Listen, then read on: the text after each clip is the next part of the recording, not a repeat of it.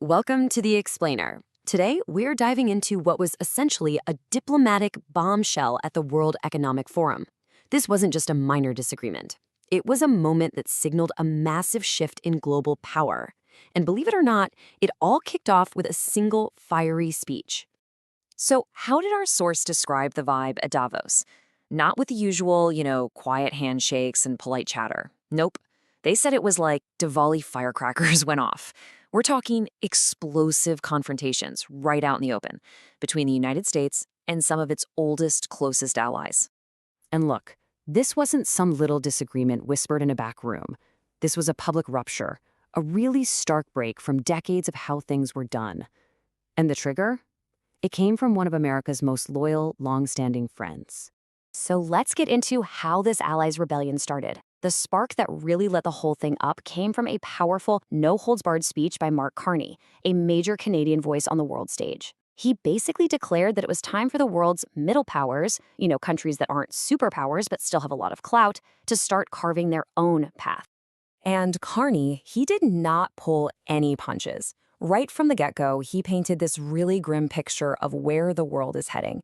He argued that the old systems, the old ways of cooperating that were pretty much led by the US for decades, were just crumbling right in front of everyone. And then he turned his attention to the other nations in the room.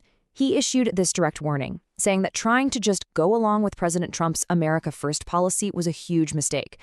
He argued it wouldn't buy them safety, it would just get them eaten alive.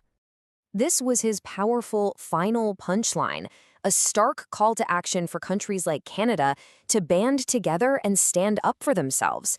The alternative, well, the implication was pretty clear. You'll just be devoured by bigger, more aggressive rivals. And wow, did that message land. Our source says the entire room, we're talking world leaders, CEOs, the whole shebang, gave him a standing ovation, which is pretty rare for these events. It was like he finally said the quiet part out loud, what everyone was thinking but was too afraid to say. All right, so an ally throws down the gauntlet. What happens next? Well, Carney's speech did not go unnoticed. President Trump, feeling called out by a key partner, responded not with careful diplomacy, but with just pure, unfiltered fury. In this slide just perfectly sums up the massive gap between them, right? It's like they're living on two different planets.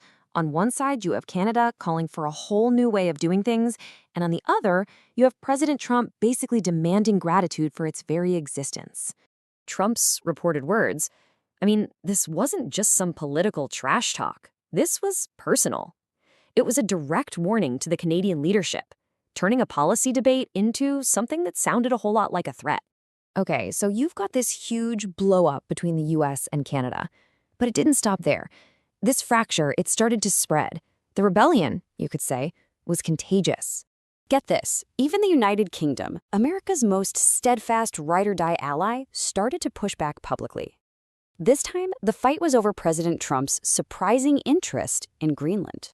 And that firm statement from Prime Minister Keir Starmer, that's a huge deal. It's another key ally basically saying, nope, we're not just going to fall in line anymore, especially not when you're threatening us with tariffs. And Canada wasn't just talking a big game. They immediately started making moves. You can see it right here. They went on this blitz to diversify, to build new alliances, and to consciously move away from being so economically dependent on the US. So this all leads us to the big picture question, right? After all this drama, what does this new fractured world actually look like? What happens after the dust settles? Well, the Canadian Prime Minister has a name for this new strategy, variable geometry. It sounds a little complex, but the idea is actually pretty simple. Instead of being locked into old alliances, you build flexible coalitions, different teams for different problems, based on who shares your interests. It's a direct response to a world where you just can't count on old friends anymore.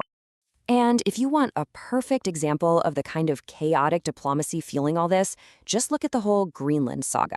Initially, President Trump insisted his interest was purely strategic, all about national security. But then, just a little while later, he totally flipped the script. Now, suddenly, he's highlighting minerals as a key part of the deal. It's exactly these kinds of contradictions that were making allies so nervous and pushing them to look for other partners. And just when you thought it couldn't get any more confusing, President Trump announced he'd reached a long-term deal with NATO on Greenland, only for the head of NATO to come out and publicly say, we never even talked about that.